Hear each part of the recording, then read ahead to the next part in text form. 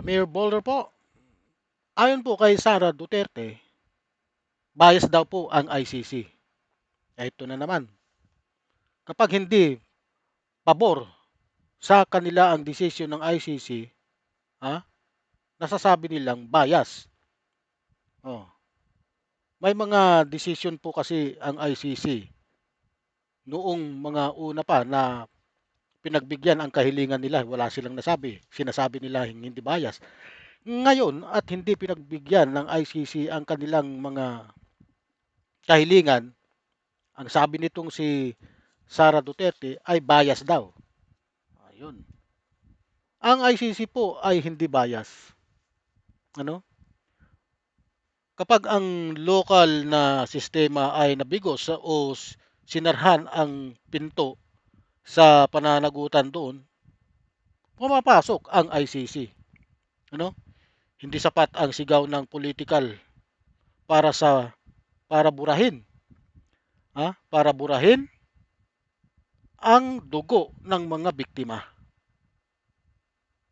Kung malinis ang konsensya, harap-harapan ang korte. Ang tunay na soberanya ay hindi pagtatakip. Ito ay kakayahang mapanagot. Sa puntong ito, malinaw ang ICC decision ay panig sa karapatang pantao laban sa impunity. Ngunit pakinggan po natin ang balita. Ano? Para Ito. Duterte, ang International Criminal Court o ICC, bias daw ito at hindi mapapagkatiwalaan. Live mula Biro mo? sa TV5 Media Center, nangungun sa balita si News 5 Justice. Bias daw at hindi mapagkakatiwalaan. Ayon po yan kay Sara Duterte. Yan po, yan na naman, gagawin na naman nilang ebidensya yan upang ah, mapanagot. Mapanagot na naman. Gagawin, idadagdag nila yan sa mga ebidensya na itong mga sinasabi ni Sara. Hindi na alam ni Sara Duterte na ginagawa lang yung mga sinasabi niya, iniipon lang yan ng ICC. Ano? At ginagawang ebidensya laban sa kanila. Hindi nila alam, daldal sila ng daldal. Sa kadaldalan nila, lalong napapahamak yung kanilang tatay. Ano ang sabi ngayon? Kung napanood nyo, ang sabi yung sabi ni Rowena Ganson na ini-interview siya ni Aiko Melendez. Tanong ni Aiko kung mapapauwi pa ba itong si Rodrigo Duterte. Umiling po siya na hindi na raw. Maliban, ang gagawin na lang talaga ay tapusin yung trial. Okay, ando na tayo. Oh.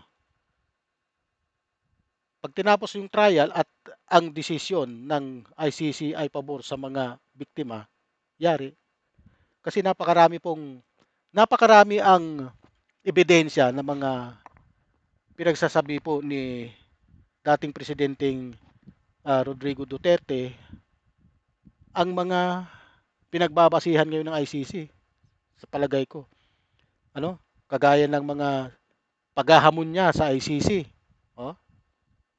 Hinahamon niya, sige kunin niyo na ako, yung mga ganon. Nasa nasa ano po 'yan, sa na video po 'yan sa hearing ng Quadcom hearing po 'yan. Ah, ah. Correspondent Camille Samonte. Camille, bakit nasabi ni VP Sara na hindi Hmm. patas ang ICC? Gigi, ayon kay Vice President Sara Duterte, nahusgahan na raw kasi agad ng hukom ang kaso laban sa kanyang amang si dating Pangulong Rodrigo Duterte. Ayon kay VP Sara, hindi raw maituturing na Court of Justice ang ICC, kundi isang bias political court. Malinaw daw na ang gusto ng ICC ay ang makulong ang dating Pangulo. Inalmahan din ni VP Sara ang pagbangkit ng korte sa mga pahayag ng kanilang pamilya at ginawa pa raw itong basihan ng mga desisyon at kautusan ng Pretrial Chamber 1. Pakinggan natin ang pahayag ni VP Sara. Kung na-prejudge na nila ang kaso ni Rodrigo Duterte, na-prejudge na po nato ang ICC as a biased political court, no?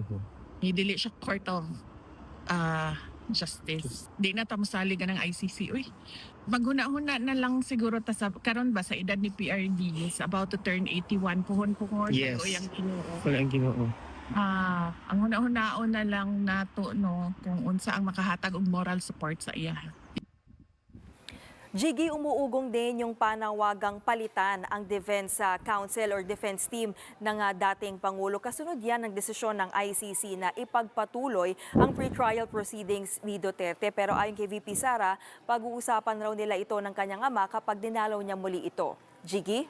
At Camille, pinayagan na ng ICC na makilahok sa pre-trial proceedings ang ilang sa mga nagpakilalang biktima umano ni Duterte. Paano sila pinili?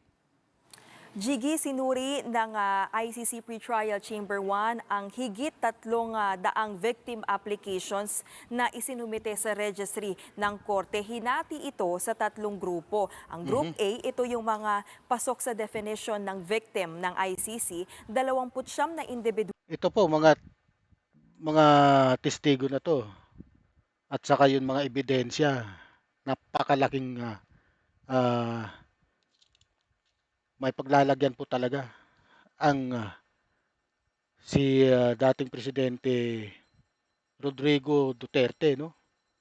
At lalo na itong mga magiging testigo na sila Las Cañas at saka si Matubato, malakas po talaga ang posibilidad na mananatili siya sa dahig at doon na siya mamamatay. Yun na po ang talagang nakikita kong para sa akin to, yung opinion ko. Nakikita ko pong kapalaran ni Digong dahil nga sa mga paghahamon niya, sa mga binibitiwan niyang salita. Pero nandun na tayo na ang matandang ito ay talagang nakakaawa rin. Pero sa mga pinagagawa niya, hindi naman po pwedeng walang managot sa ginawa niya. Ang daming namatay, pati mga batang inosente, pinagbintangan lang yung ama, pinaghinalaan yung ama, pati yung anak nadamay. Yung mga ganong kaso, kawawa. Yung mga biktima rito na walang tinatawag na due process. Ngayon naghahangad sila ng due process sa kanilang tatay. Lalo na ito si Sara. Paano ka maghahangad ng isang due process sa tatay mo na siya naman pinagkait sa mga taong pinaghinalaan? Walang due process, baril ng baril, patay. Ganun lang, kadali. Hindi naniniwala sa Commission of Human Rights. Wala sa kanya yung humanitarian consideration. Basta't palabanin nyo. Pag ayaw lumaban, palabanin nyo. Ganun. Ganung klaseng Patuloy po tayo. Ang pinayagang makilahok sa pre-trial mula sa grupong ito. Mas maraming aplikante naman ang pinayagang makilahok sa ilalim ng Group C. Sila yung mga partially approved. Ang Group B naman ang nireject talaga ng chamber dahil hindi napasok sa saklaw ng kaso. Kasabay nito ay tinukoy naman sina Attorney Joel Butuyan at Attorney Gilbert Andres at isa pang abogado mula sa Office of Public Counsel for Victims para maging abogado at kinatawan ng mga biktima ng ICC. Sinabi ni Attorney Andres na hindi pa haharap ang mga testigo sa confirmation of charges hearing na magsisimula nga sa February 23. Ito po, tandaan po ninyo, February 23, magsisimula na po ang confirmation of hearing ng dating Pangulong si Rodrigo Roa Duterte.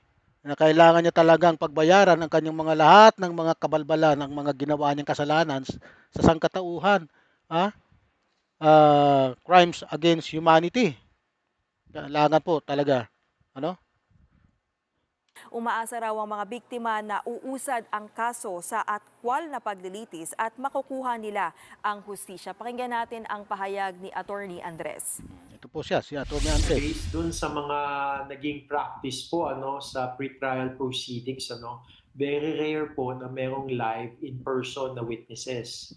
Now, kung meron man pong witness, it's through the witness statements po. May mga sworn affidavits naman at meron naman pong mga disclosure na binigay po ang prosecution sa kung anong mga ebidensya ang gagamitin sa confirmation of charges. So wag po nating i-expect na meron pong taong magsasalita po doon bilang witness, bagkus po magsasalita sila through their sworn affidavits. Jiggy, pumalag din si Attorney Andres sa sinabi ng abogado ni Duterte na si Attorney Nicholas Kaufman na di nabigyan ng due process ang dating Pangulo. Sinuri naman daw ng Pretrial Chamber 1 ang apela ng kampo ni Duterte at sa pagiging fit to stand trial ang dating Pangulo, kaya nga rin daw naudlot ang confirmation of charges hearing noong Setyembre. Jiggy? At Camille, pagdating ng confirmation of charges hearing, ano ang abangan dito? Jiggy, tatagal ng 4 na araw ang confirmation of charges hearing kay Duterte mula February 23, 24, 26 at 27. Magsisimula ang hearing sa opening statement ng prosecutor. Ang defense team din ay magkakaroon daw ng pagkakataon na magbigay ng kanilang pahayag at argumento. Sinisiguro rin nilang tutugunan nila ang pangangailangang medical ni Duterte habang isinasagawa ang pagdinig. Hindi raw lalampas sa 3 oras. Alam niyo po, itong ICC, makatao pa nga ito dahil kahit ganyan si Duterte, inaasikaso po nila. Ano? Hindi nila pinapabayaan. Oh. Hindi kagaya ng mga pinagsasabi nitong mga anak niya noon na hindi na raw makausap, matanda na raw, hindi na raw nakakapaglakad. Yun pala, puro kasinungalingan. Oh, asan? Oh. Kaya, mga pahayag, kagaya ito, may bago na namang pahayag si Sara Duterte na hindi bias daw na political court ang ICC. Makakarating na naman yan sa ICC. Dagok na naman sa kanila yan. Dahil nga, sa kadadaldal nila, nagbabounce sa kanilang ama yung mga kanilang pinagagawa. Ang ICC po, hindi bias political court. Ito ang huling hantungan kapag bigo ang lokal na hustisya na kagaya dito. Kapag libo ang namatay, 1,000, 2,000, 3,000, ang namatay at pananagutan ang iniiwasan. Hindi pwedeng sigawan ang korte para takasan ang tanong.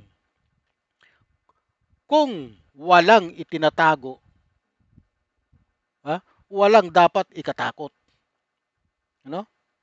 Ang desisyon ng ICC ay paalala na ang kapangyarihan ay may hangganan at ang hustisya ay hindi nabubura ng posisyon.